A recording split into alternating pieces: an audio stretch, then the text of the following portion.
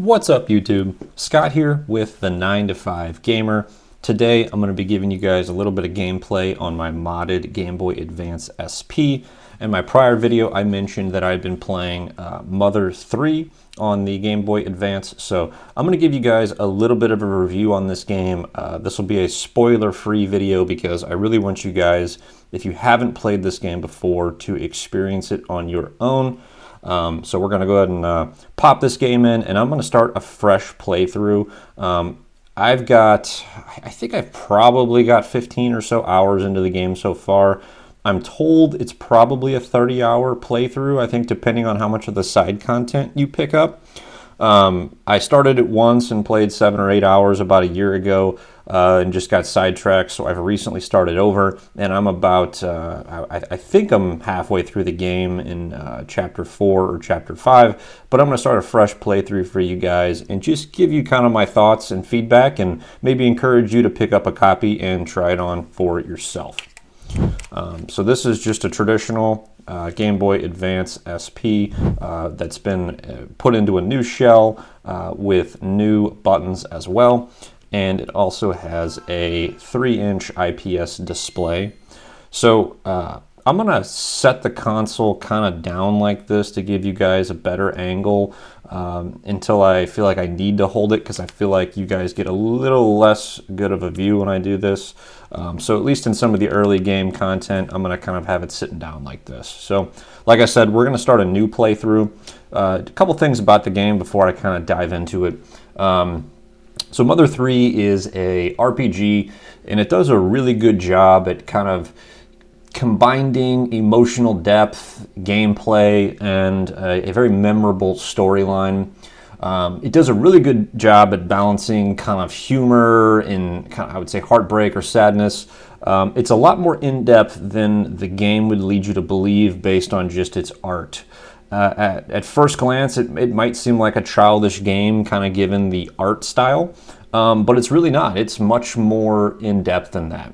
What's interesting about this game is it actually was never released outside of Japan, which is pretty rare for a game that would be on my shelf. I can't say I'm a huge fan of Japanese games. Thanks to a massive following, this is actually an English translation of the game. So you'd have to download this as a ROM, or unless you can play the Japanese version. I actually was able to buy a cartridge online. Somebody is taking the ROM and putting it on a cartridge. I'll see if I can link one of those below without Nintendo or YouTube getting upset. But essentially, this is a fan-translated version released here in the United States. But the game is really a turn-based combat system, kind of like what you'd expect with, some of the Final Fantasies that you'd play on here, but it has more of the rhythmic approach to it, kind of like the Mario and Luigi RPG series. So with that said, I'll kind of dive into it. So I'm going to go ahead and start a new game. Right out of the gate, you notice something pretty interesting. Just watch some of the character animations up here. So first thing we're going to do is name all the characters. It says the young twin brother, a gentle boy, so we're going to go ahead and name him. Just to keep it short and sweet for you guys, we're going to call the kid Bob there. And then we've got the older brother, who's apparently an energetic boy. And again, you can kind of see them playing and interacting up here, which, again, this is pretty ahead of its time for back then. So the twin brother's name, we're going to make his name Jake. Jake from State Farm. And hit OK. And then, you can see he fell on his face there. And now we have a strong, kind, dependable father. So you can already tell with these descriptions, they're kind of setting you up for some backstory. So we're going to name the dad Chris. And then we've got the beloved mother. We're going to name her, we'll just do Sarah here. S-A-R-A.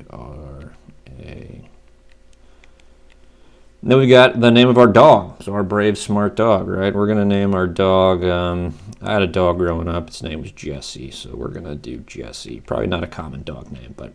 And then what's your favorite homemade food? That's kind of an interesting ask. So, but we're going to do steaks.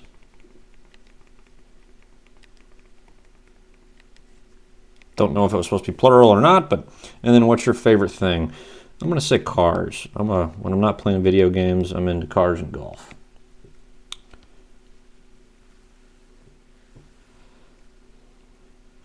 All right, looks like we might have gotten through the naming sequence, and then we get to pick some kind of quality of life stuff. I'm going to do fast text speed here, and we'll leave the same kind of gray color there, plain. And it looks like it's kind of giving us a summary, and it says, is this okay?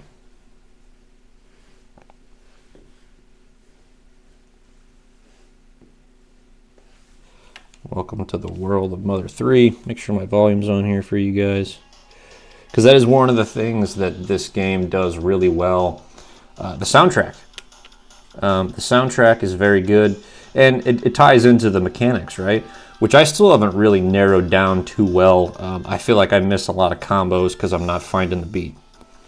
So the story takes place in Nowhere Islands.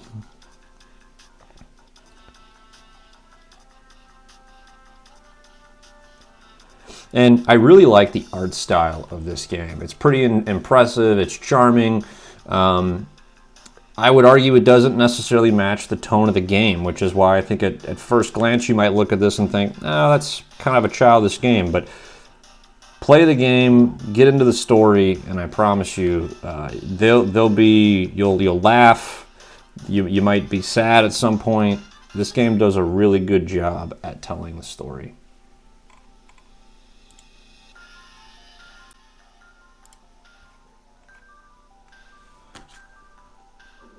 And again, I don't want to give you guys any spoilers. I already know some of the plot twists and stuff, so I'm not seeing this for the first time. But the game starts out in a little village on Nowhere's Island.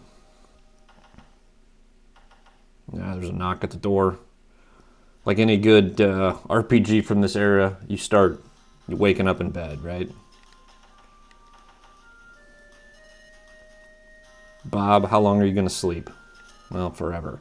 We're going to get up and play. So my brother Jake's trying to get me out of bed and wants to go look at some Drago babies. All right, we're going to get up. Looks like we got our bed head there. One of the things I found pretty interesting in this game is it actually does reflections. So you can look in the mirror there and you can actually see me walking by. Pretty interesting.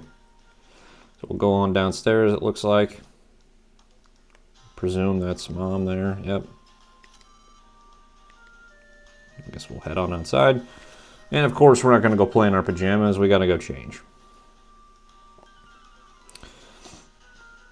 All right, now we're back at the mirror and we've changed. This game does a very good job of kind of getting you into the story and also teaching you some of the mechanics and combat in the beginning. With some really funny stuff kind of thrown in there that's very obvious. So we'll come down here, we'll talk to this guy here. This is Alec. Yep, we're up. Today's the day we head back home. So I guess I'm going to go find our brother here. One of the interesting mechanics is, I'll stop running real quick, there's walking, but if you hold B in a direction and then release, you start to run. And when you start a battle, if you actually run into the opponent, you typically do some extra damage, or you might have a leg up in battle if you do it from behind. So apparently we're not supposed to go that way. Oh, here we go. Frogs, one of those really interesting things in the game. Frogs are how you save. So you can talk to this frog, a story of series and memories. So we're going to go ahead and save. And again, it's almost like talking in third person. It's a joke, but then he clearly talks about saving a game. I'm going to hit no. Because again, this is my just playthrough for you guys. I don't want to save over my other playthroughs. Looks like we found our brother and the Dragos there.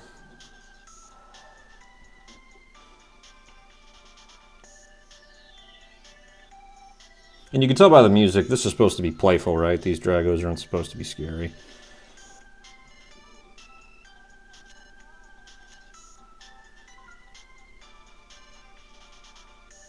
wants us to ram into the Dragos. So again, it's starting to teach us that kind of mechanic of being able to run into things. So again, it's talking you through the buttons to hit here, even though it's trying to incorporate it into the story. And we take these things for granted, right? New games have gotten pretty creative with their tutorials, right? So we're going to go ahead and give it a shot here.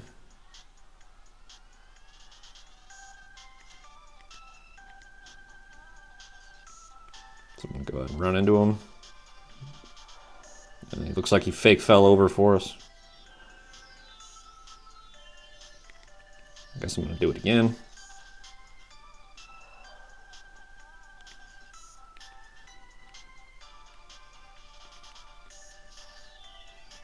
Hopefully third time's the charm.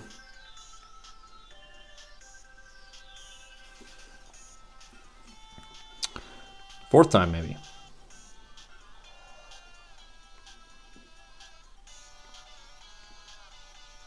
Okay, what am I missing here?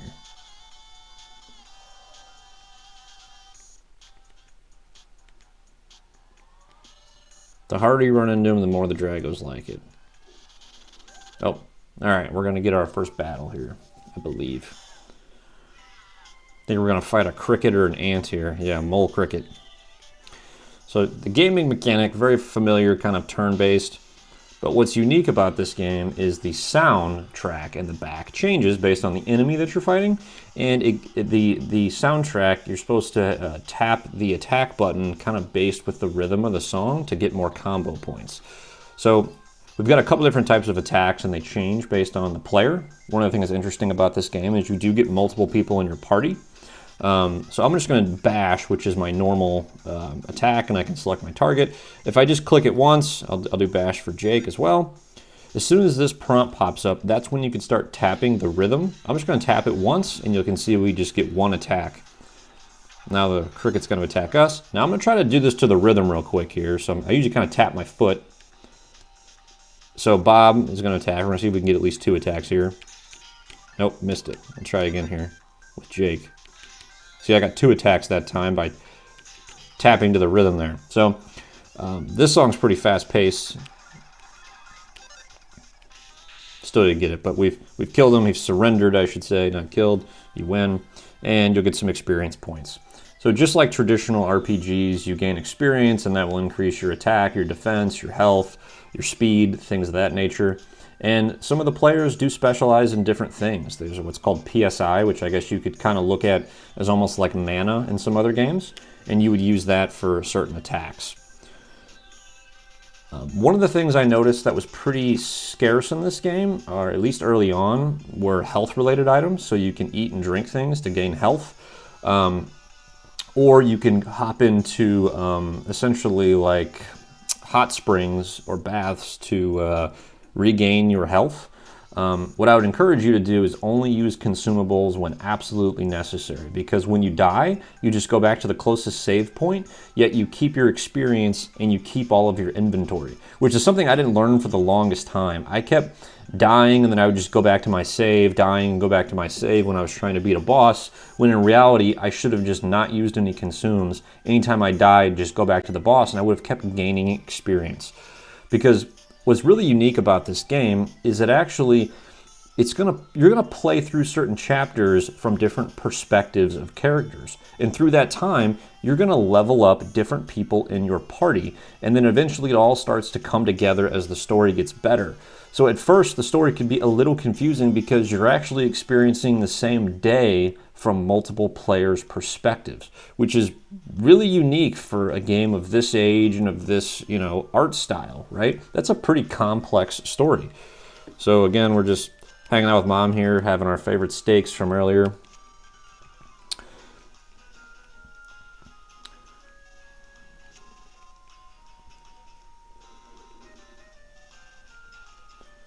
What I'll probably do here is I want to skip through and maybe just get into the town to at least kind of show you some of the other characters and what the art style looks like. So it looks like this is where we get into a little bit of the storytelling. I believe, yeah. Mom's writing a letter to Dad here. Can't skip this. What I'm going to do is I'm going to turn this off real quick and load one of my recent saves, just so I can give you guys a kind of a look later in the game without disclosing any kind of spoilers, just so you can see what a little bit of the future looks like. I think I have a playthrough on here that's, I don't know, maybe chapter 4 or chapter 5. So we're going to load that. Yeah, here I've got a 9-hour and another 8-hour essentially. So I've got essentially 4 people in my party right now. So kind of like the newer Pokemon games, in later consoles, you get the party that kind of follows you there. So you can all run together. Things are left all over the town and into the open world and presence, essentially. I don't know what this is. Looks like a firework, so really maybe there's not something in there for me. There were fireworks inside. Huh. A lot of times when you open these, they'll be like beef jerky or bread. There's another frog we can save at. Again, I just want to kind of get into town here. So, got into some combat. One of the combat mechanics is if there are other enemies nearby, they might come help each other. So like I've got 2 different enemies together. I've got 4 people in my party. So I'm going to go ahead and kick. Steven's going to kick. Jasmine here in my party, she uses PSI, so you can see I've got fire, freeze, thunder, so we'll do fire, and then my dog is going to bite. So for the dog, I'm going to try to tap to the music. You can see I got 2 attacks off there. I'll try to do it with Steven too. Got another 2 attacks. You can't do a combo on the PSI attacks. Looks like we've got one of the enemies down. On to the next one here. So